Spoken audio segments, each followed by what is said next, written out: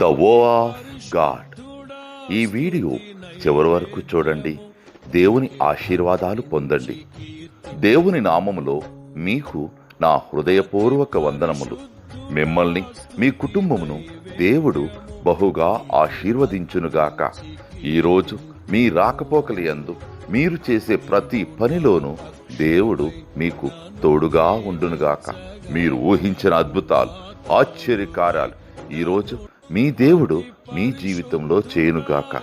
ఈరోజు నీ దేవుడు నీతో మాట్లాడే మాట, నీ తల మీదికి ఆశీర్వాదములు వచ్చును.